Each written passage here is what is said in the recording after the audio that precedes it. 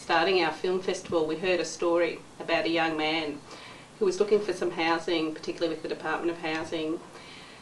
He went in to apply and was told that he was $5 over the eligibility of housing, and so was denied access to public housing.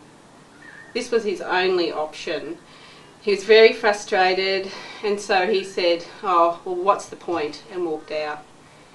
For us, this summarised the reason why we started to consider that maybe young people's voices needed to be heard better, both in government policy and in the broader community who let this sort of government policy happen.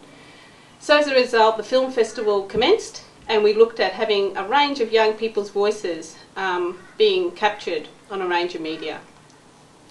We went and visited youth organisations to help young people do the filming. We had young people enter from Townsville and Mount Isa and Roma and Warwick that participated in the film festival.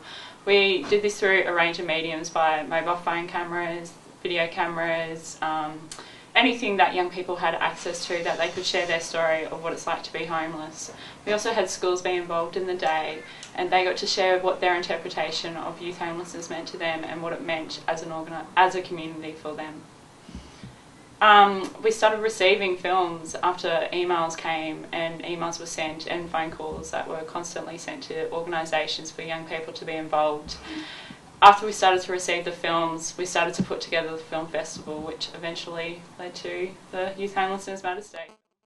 Some of the films were really pertinent for us, and one of them was from a detention centre where a group of young Indigenous people decided to tell their story, and their story was called Faceless. And it was a story that was basically saying that they felt that they weren't seen or they weren't heard. And it really was quite a touching film for us in terms of what was happening, particularly for Indigenous young people in Queensland. Indigenous homelessness is a really big issue. Queensland has one of the highest rates of Indigenous homelessness in Australia.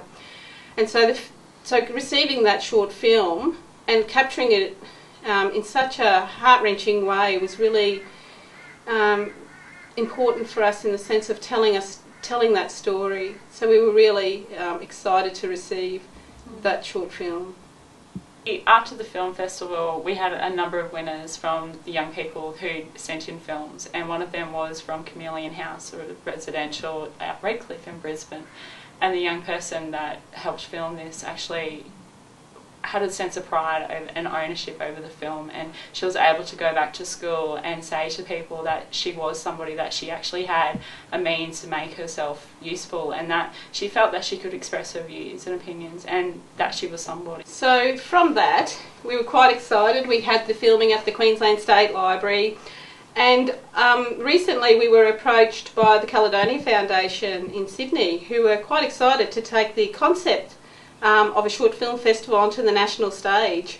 So we've had a meeting with them, and they're looking at having a national short film festival around youth homelessness, and we're really excited because it's got people like Hugh Jackman and Kate Blanchett going to be the judges.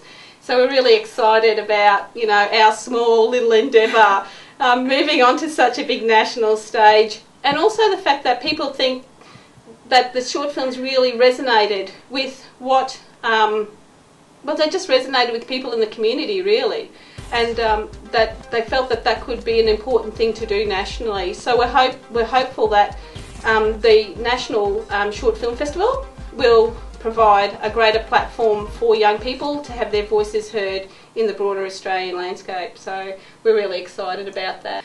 And if you're interested in seeing some of the entries from this year's Short Film Festival, they're on YouTube. It's www.youtube.com/QYHC.